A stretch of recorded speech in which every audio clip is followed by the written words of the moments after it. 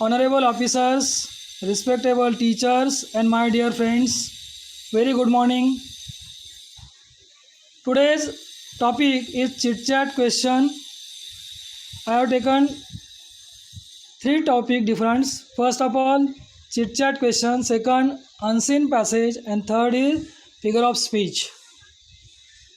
Students, I took three topics because they are the very important, and we will go from easy to some hard topic.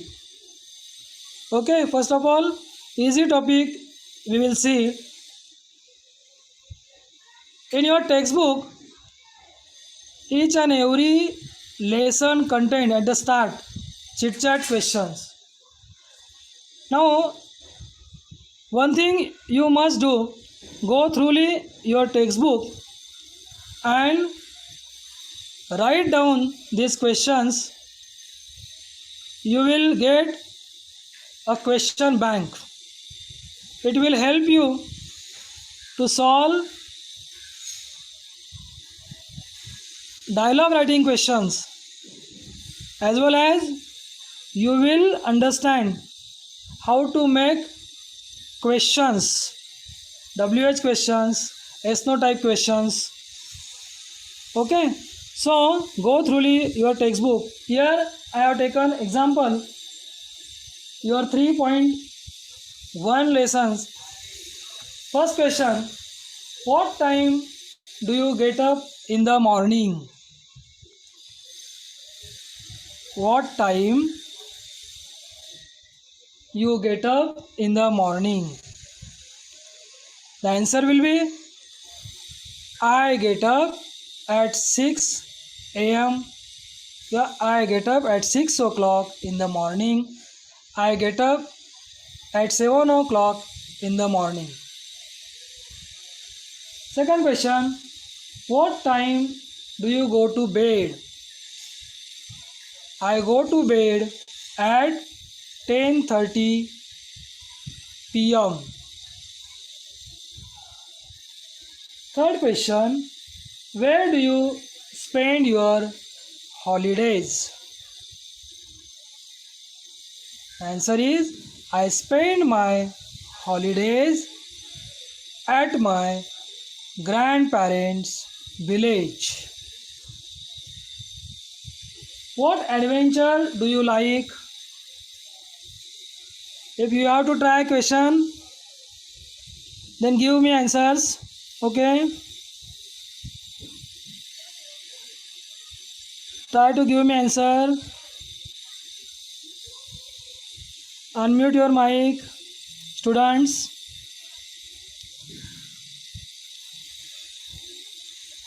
There are options also given to you: boating, trekking, scuba diving, mountaineering, or something else.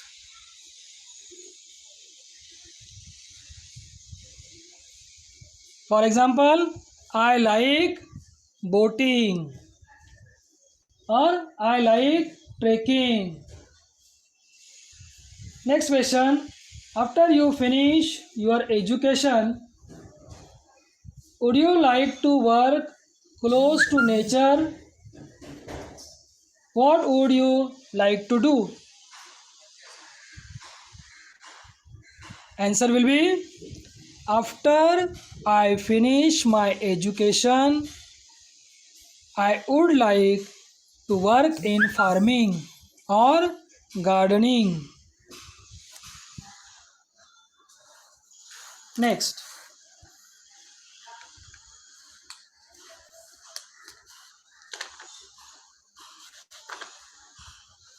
Next question, see.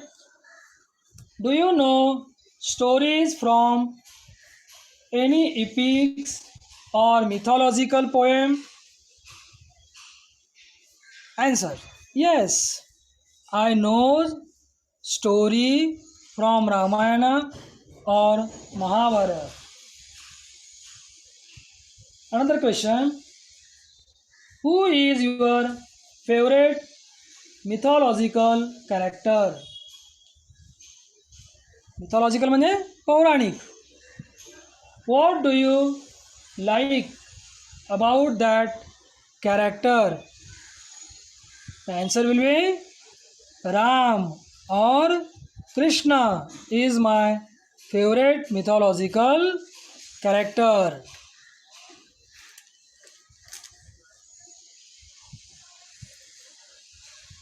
If you could visit, uh, sorry, who is your favorite warrior?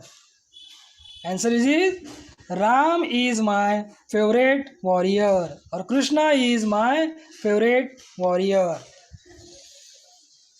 Next question. If you could visit a place in the ancient world or the mythological world, which place would you choose? What event would you like to see?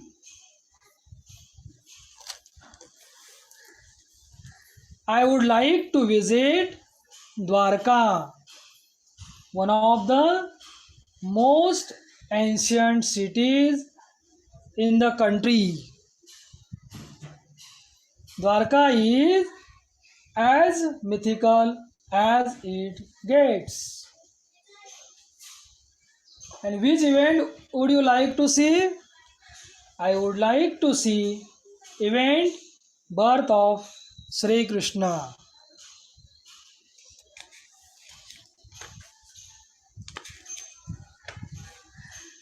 Next question.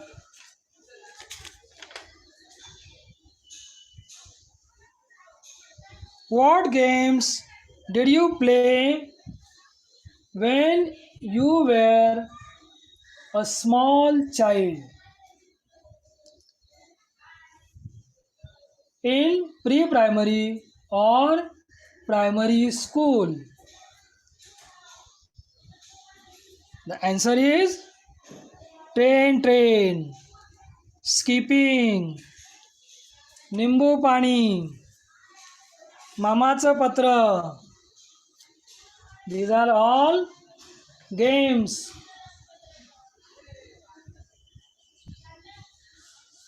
Which games you played in the pre-primary or primary school? Next question is, who were your playmates? सवंगडी शाळा कोण होते? The answer will be my siblings. भावंड sibling म्हणजे neighbors, friends. Next question. What do you remember best from that time? The answer is I remember very fondly the games we used to play.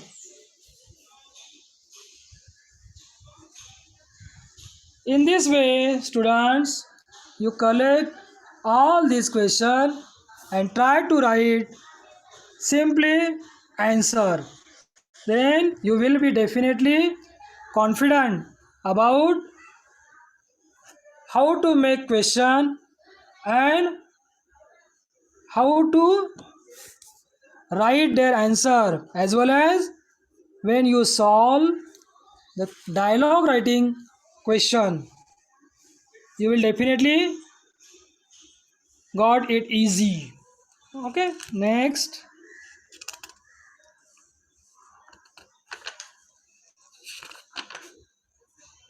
Do you write a diary? Answer is yes, I write a diary.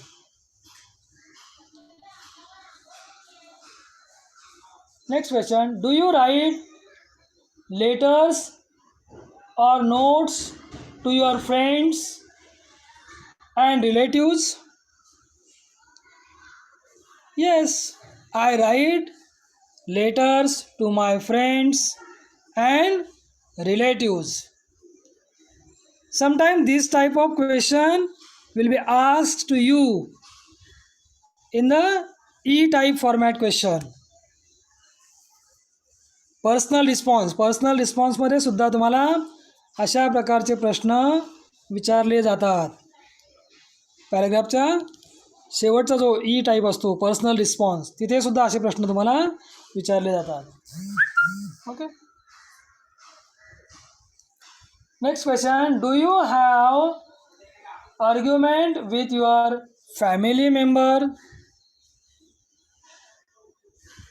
Yes, sometimes I have arguments with my family members. Arguments about playing or giving some sweets to elder brother or sister.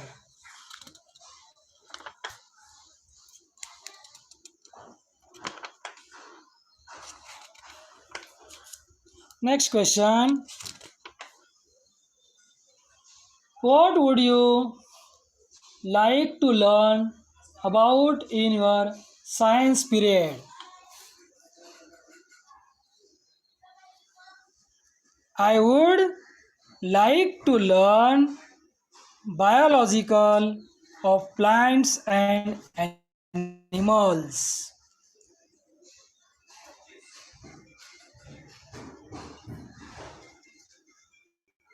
Next question. Have you ever tried experiment on your own? Answer is no. I haven't tried to do an experiment because I am afraid about accident. Chemical experiment may be done by guidance of your teacher.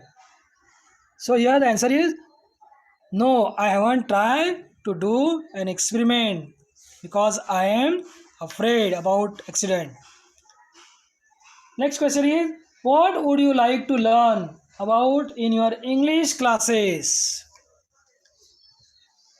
I would like to learn about English grammar. Okay. In this way, students, you go through your English textbook, write down all these chit-chat questions one by one. Try to write simply answer of these questions. You will be more confident about these questions. Okay, next topic I have taken from your activity sheet, question number 4, A and B. Students, many times you are afraid about this question because this passage is unknown for you. Unseen passage म्हणजे तुम्ही न पाहिलेला passage असतो, त्यामुळे थोडंसं घाबरता तुम्ही. कारण पुस्तकातील जे सीन उतारे असतात ते पुस्तक थोडंसं तुम्ही वाचलेलं असतं, ते पॅरेग्राफ तुमच्या ओळखीचे असतात. परंतु इथे घाबरून चालणार नाही, तुम्हाला थोडंसं कॉन्फिडंट व्हायचं आहे. जरी नॉन टेक्स्च्युअल पॅसेज असेल तरीसुद्धा तो तुमच्या माहितीतला असणार आहे. How to attend this question. This is non textual or unseen passage. It could be an anecdote म्हणजे किस्सा, एखादा किस्सा असू शकतो. A topic of current interest. Sometimes the topic will be current interest. Now corona situation is going on.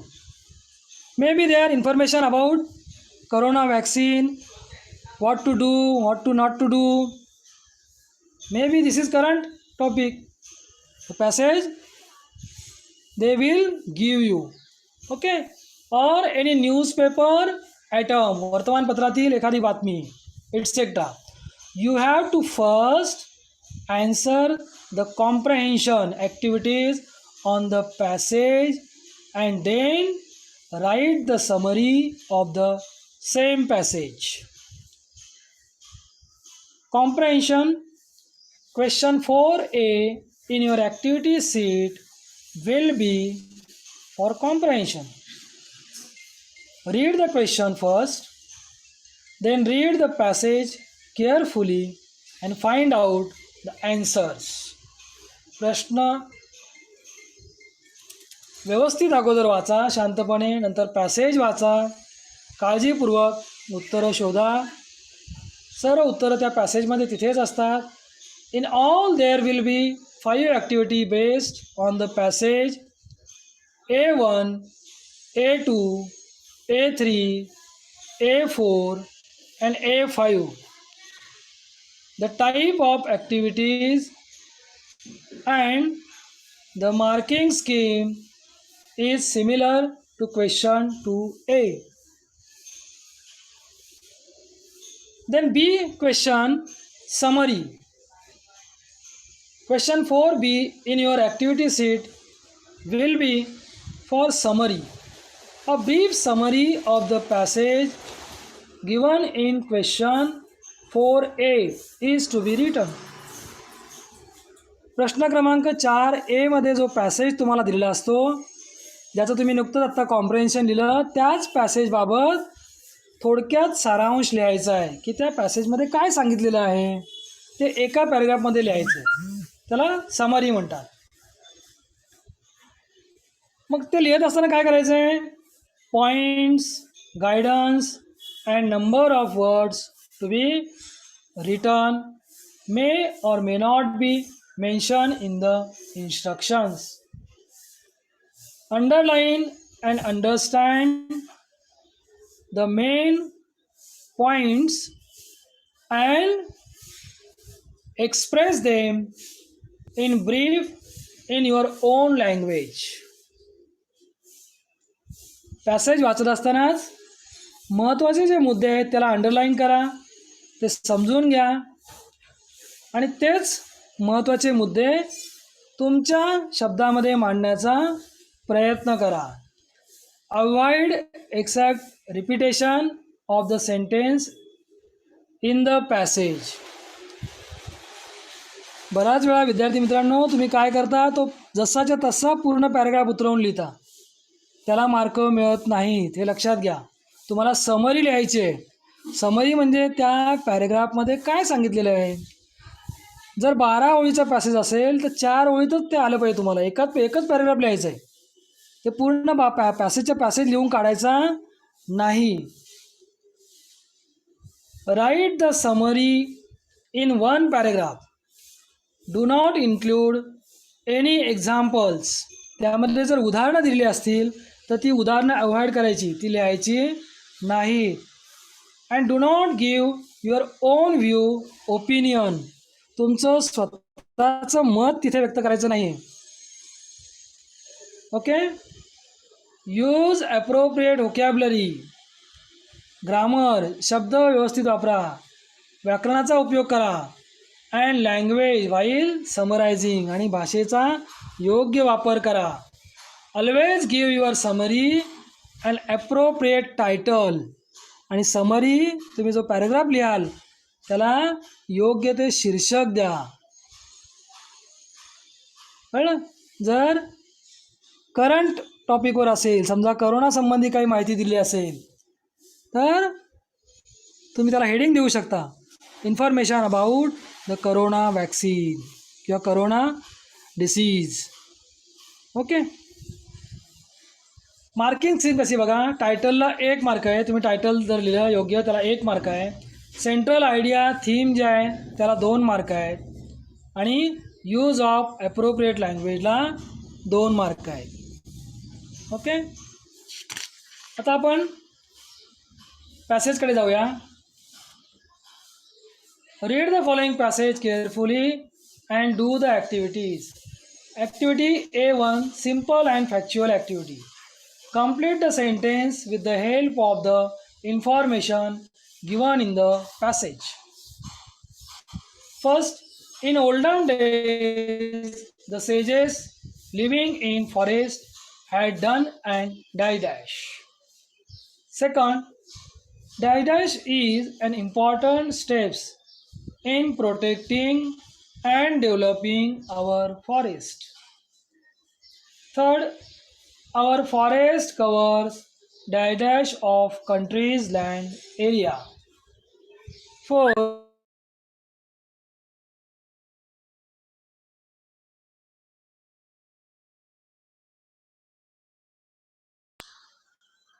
forests are forests are important sources of die dash. Now see the passage. Our forests are important sources of natural wealth, covering one fifth of country's land area. They supply the timber for the railways, buildings, and furniture making. They also supply the fuel for cooking and the bamboo for paper making.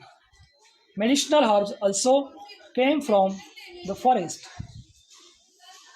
Now see students, in first paragraph, how forest are important. जंगलं आपल्यासाठी कशी महत्त्वाची आहे त्याची माहिती दिलेली आहे. सर्व जंगलापासून आपल्याला काय काय मिळतं. In the olden days our wise men and philosophers had their ashrams in the forest. These ashrams were centers of knowledge and learning. Those sages had done an excellent job of maintaining our forest. So we had wonderful forest. दुसऱ्या पॅसेजमध्ये प्राचीन काळी जंगलामध्ये साधूंचे आश्रम असायचे आणि त्यांच्याकडून जंगलांचं संरक्षण केलं जायचं. त्या आश्रमामध्ये ज्ञान दिलं जायचं. Unfortunately, forests were ruthlessly cut down in the past few years. While the forests are disappearing, the demand for timber is growing. We must therefore protect and develop our forest. Vana Mahotsav is an important step in this direction. It is observed for a week in July every year. During this week, lakhs of saplings are planted throughout the country. This is being done to restore our fast disappearing forest. Still, this deforestation poses a serious threat to forest on the earth. Deforestation causes soil erosion, sudden floods, and global warming. आता आपण अगोदर रिकाम्या जागा सोडून देऊया. मग रिकाम्या जागा तिथे दिल्या त्या बघताना सोडताना काय करायचं आहे, तर पॅसेजमध्ये शेवटचा शब्द जो आहे तो शोधायचा आहे. त्याच्या आजूबाजूलाच उत्तर आहे. पहिली रिकामी जागा काय आहे. In olden days the sages living in forest had done and. बघा दुसऱ्याच पॅरेग्राफमध्ये शेवटची ओळ आहे. The sages had done and इतकं शब्द आहे बघा. त्याच्या पुढचं उत्तर आहे excellent job of maintaining our forest. हे त्याचं उत्तर आहे. ओके.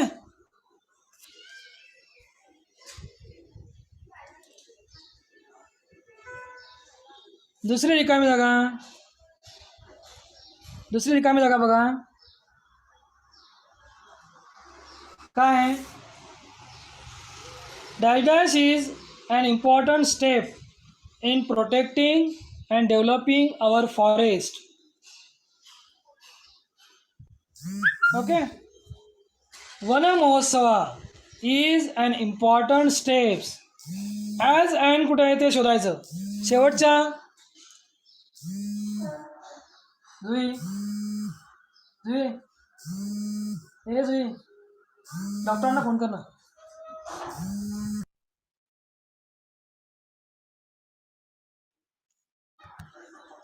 डॉक्टरांना फोन कर. बरोबर आहे. डॉक्टरांना फोन कर. Vana Mahotsava is an important step.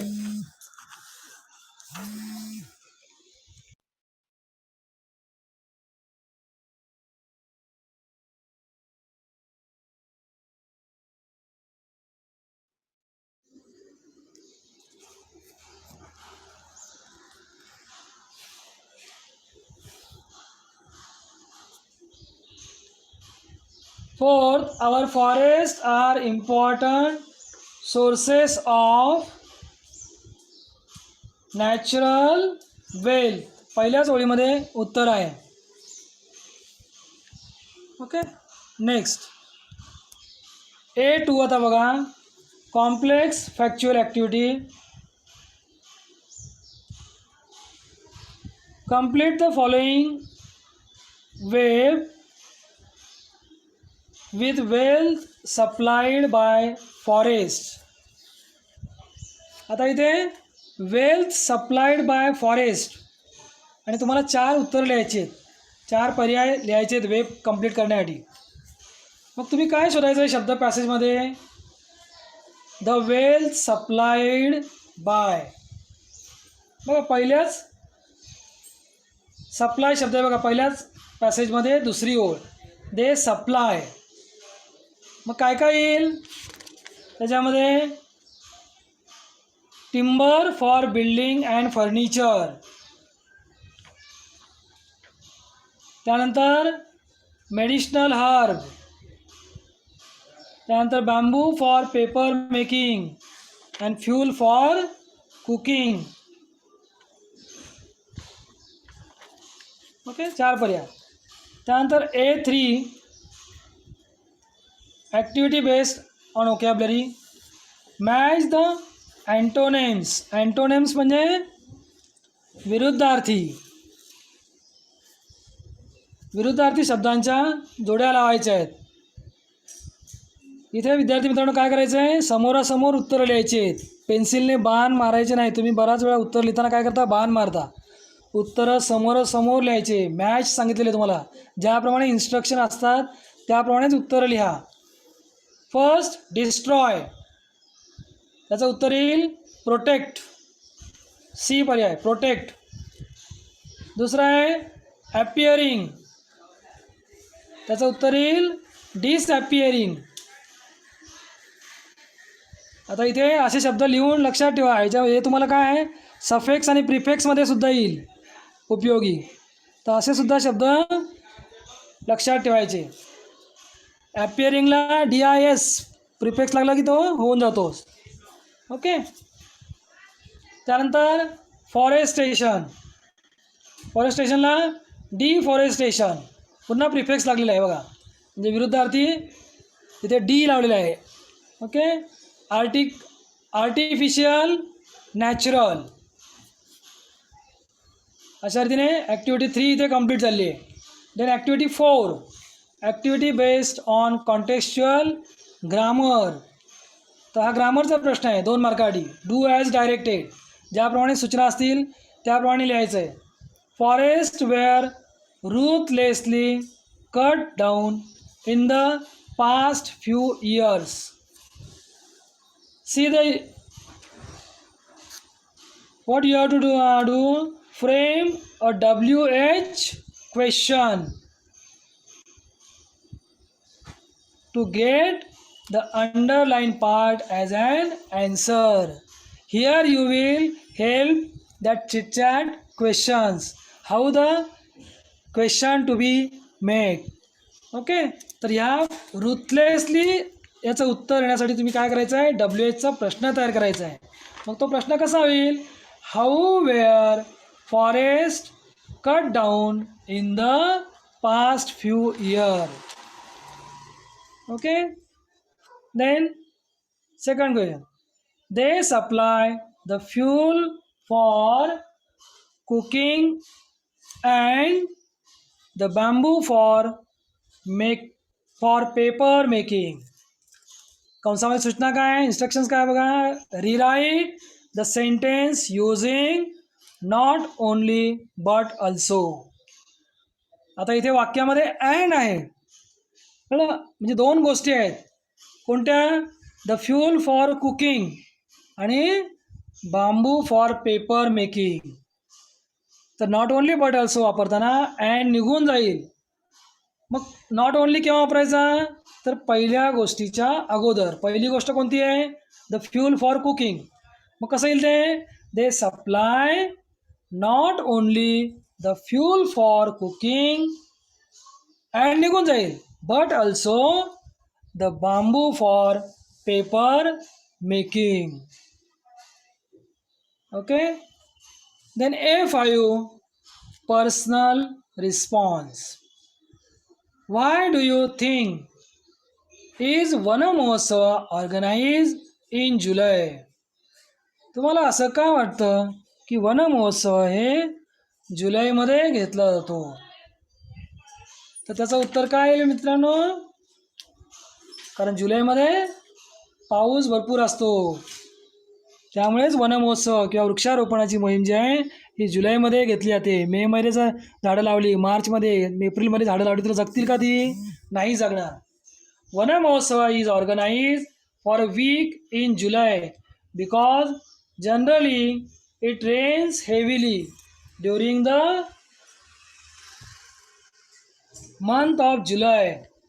If the plants get enough rainwater, it helps the plants to grow well and it protects and develop them. Good rain protects and restore the forest. अशा रीतीने इथे तुमचं comprehension या पॅसेजचं संपतंय. मग आता तुम्हाला बी प्रश्न लिहायचा आहे, right a summary of the above extract, give your summary a suitable title. आता आपण टायटल काय देऊ शकतो, तर इथे जंगलाची माहिती सांगितलेली आहे, जंगलं कशी महत्त्वाची आहेत ते सांगितलेलं आहे. मग आपण टायटल काय दिलं आहे, forest natural gift of God. जंगलं नैसर्गिक देणगी, परमेश्वराची नैसर्गिक देणगी, आपल्याला परमेश्वराने दिलेली देणगी आहे. मग आता त्यामध्ये महत्त्वाचेच मुद्दे लिहायचे, कशा पद्धतीने ते बघा, तुमच्या लक्षात येईल. The important natural resources like timber for railways, buildings and furniture making, fuel for cooking, bamboo for paper making, herbs to make medicine, directly comes from forest. बघा, नैसर्गिक स्त्रोत आहेत काय, the important natural resource like timber, लाकूड, रेल्वेसाठी लागणार लाकूड, त्यानंतर बिल्डिंगसाठी किंवा फर्निचर मेकिंगसाठी लागणारं लाकूड हे जंगलातून मिळतं.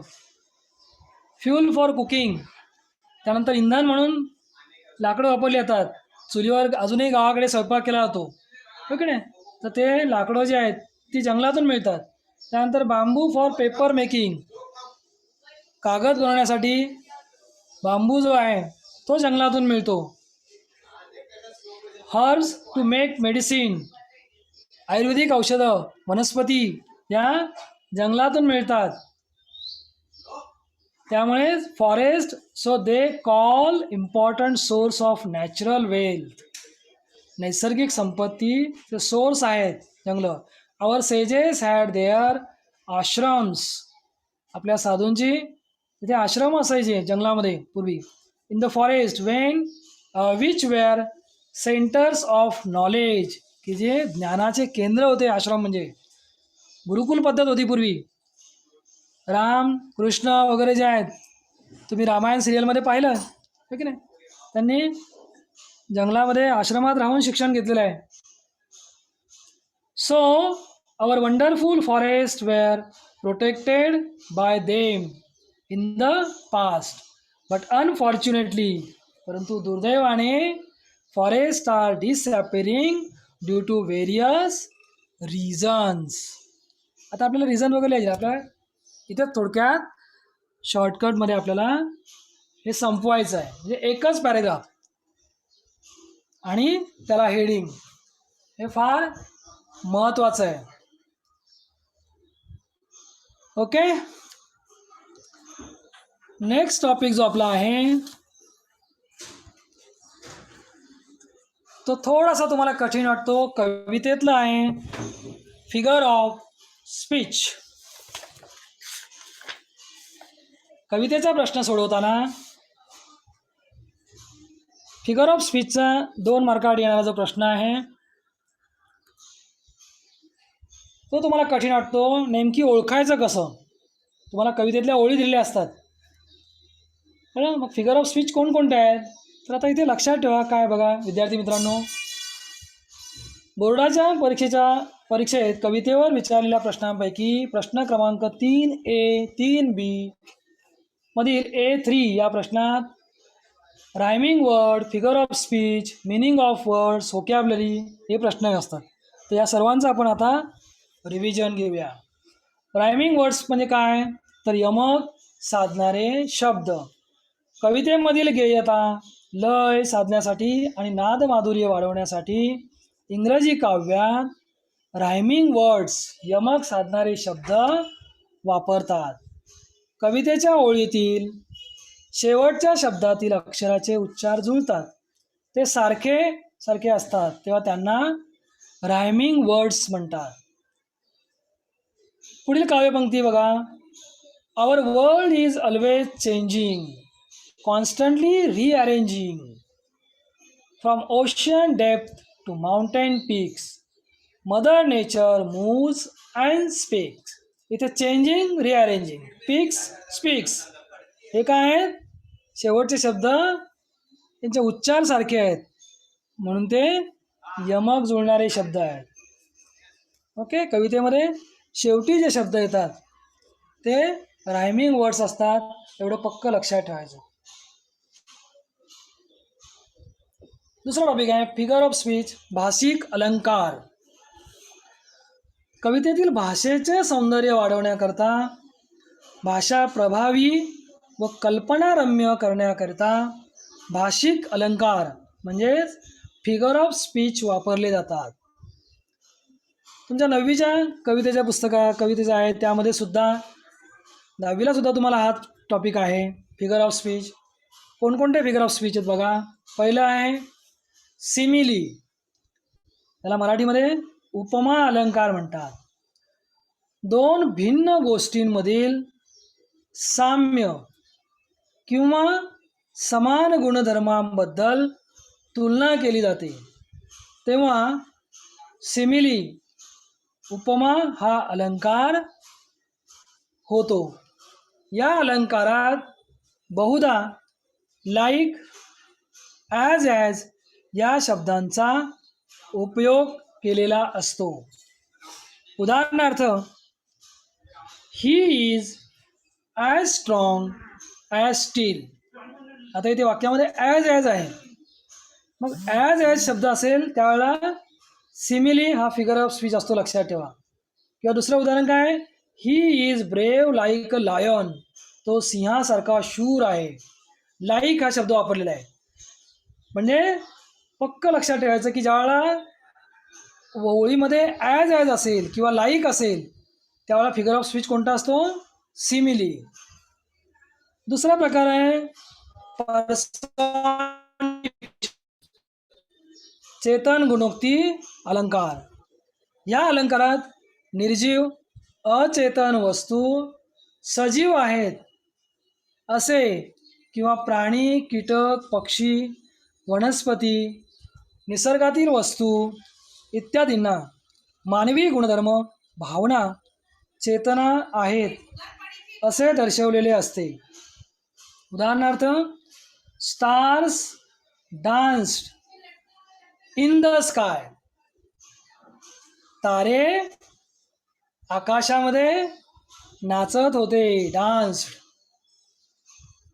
Second, his mind cried and cried. त्याचं मन रडलं रडलं. बघा इथे निसर्गातील वस्तू आहेत, परंतु त्या मानवी गुणधर्मांशी त्याची उपमा केलेली आहे. Stars danced. ओके, म्हणजे तिथे काय पर्सॉनिफिकेशन हा अलंकार आहे, लक्षात ठेवा.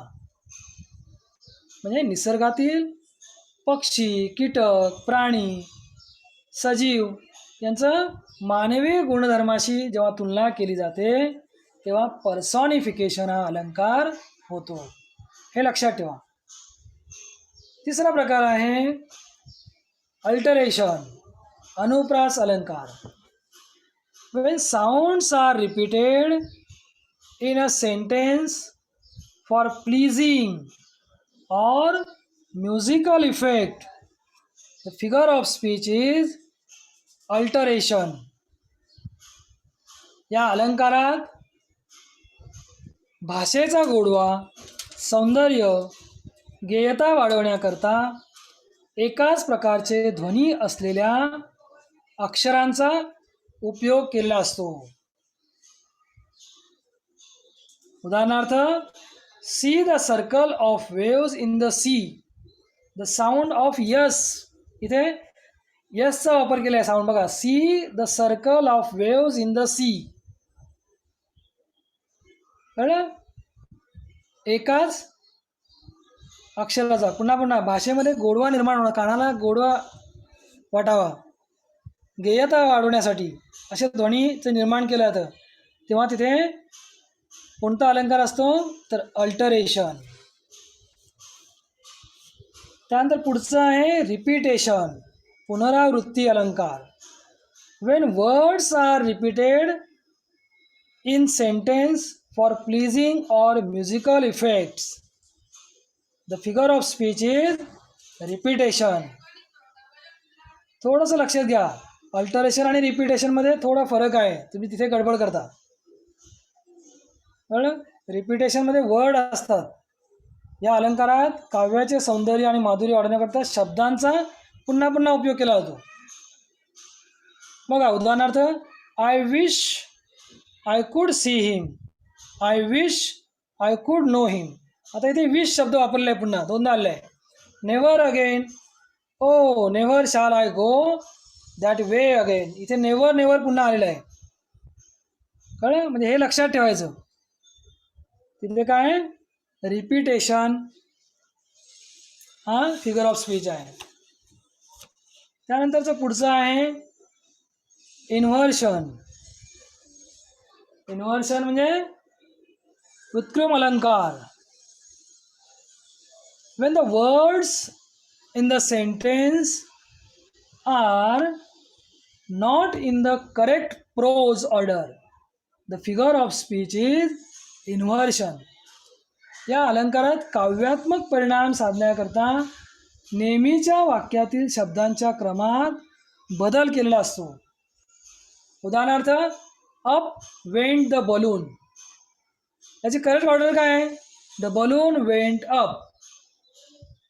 मग इथे कवी काय करतो की नाद माधुर्य साधण्यासाठी शब्दांचा क्रम बदलतो, वाक्याचा कन्स्ट्रक्ट हे जे बदलतो. मग असं जेव्हा बदललेला प्रकार लक्षात असेल त्यावेळेला तिथे कोणतंही असतं इन्व्हर्शन, हे लक्षात ठेवा. Up went the balloon. पुढचा प्रकार आहे अथेन्सेस. विरोधाभास अलंकार. अँटिथिसिस किंवा विरोधाभास अलंकार. When opposite words or ideas are used in the same sentence, the figure of speech is antithesis.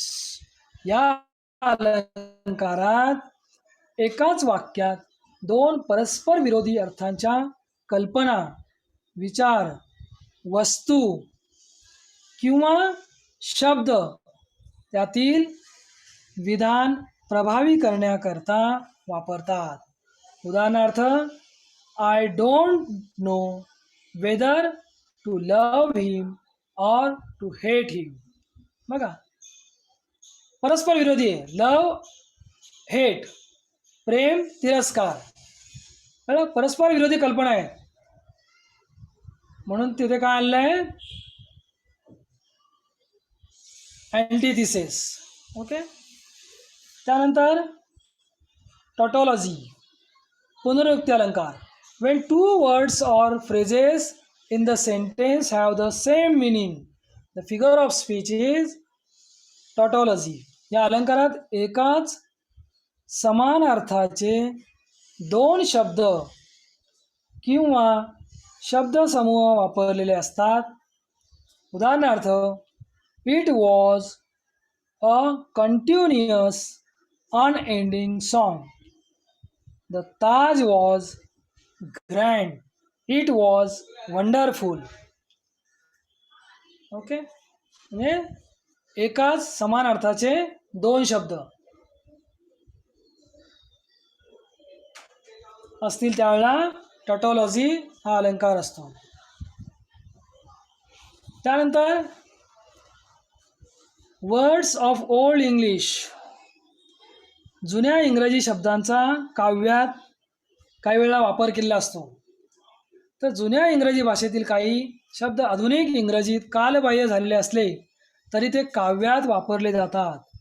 असे काव्यात वापरलेले जुने इंग्रजी शब्द आणि त्यांचे आधुनिक इंग्रजीतील अर्थ पुढे दिले आहेत, ते लक्षात घ्या. Old English form: thou, you, thee, you, ye, you, art, are, hath, have, has, canst, can, shalt, shall, saith, say, followeth, follows, comest, come, a, yes, thine, yours, thy, your, yon, the one over there, hast, have, has, dost, does, willed, will, couldn't, could, quoth, said, comest, comes, methinks, I thinks, and nay, no. In olden days, words dressed was pronounced decide. So, if a line required one less syllable, they would spell dressed as dressed. Some short form use over, over. कसं लिहिले बघा, never, never, killed, killed. या प्रकार आता vocabulary. या प्रकारात कवितेत आलेल्या विविध शब्दांचे समानार्थी शब्द, विरुद्धार्थी शब्द, वर्णन करणारे शब्द, कवितेच्या संदर्भासंबंधी शब्द, शब्दांचे अर्थ इत्यादी प्रकारचे प्रश्न परीक्षेत विचारले जाऊ शकतात व्होकॅब्युलरीसाठी. ओके. आता तुम्हाला इथे थोडंसं एक्झरसाइज दिलेलं आहे, ते एक्झरसाइज लिहा, कवितेमध्ये जा, ते शब्द find the rhyming words from the following. कवितेमध्ये यमक जुळणारे शब्द ते शोधा. त्यानंतर फिगर ऑफ स्पीचच्या काही ओळी लाईन दिल्या आहेत, कळलं? त्या ओळींमध्ये कोणते फिगर ऑफ स्पीच आहेत ते लिहा. विद्यार्थी मित्रांनो, सराव करा. Practice makes man perfect. कळलं? इंग्रजी भाषा थोडीशी कठीण आहे, पण सरावाने ती सोपी होऊ शकते. पुस्तकाचा जास्तीत जास्त अभ्यास करा. पुस्तकाला विसरू नका. पुस्तकाशी मैत्री करा. ओके. समजलं असेल आजचं लेसन. हे जे टॉपिक आहेत अशी आशा करतो. काही प्रश्न असतील तर माईक ऑन करून विचारा. धन्यवाद.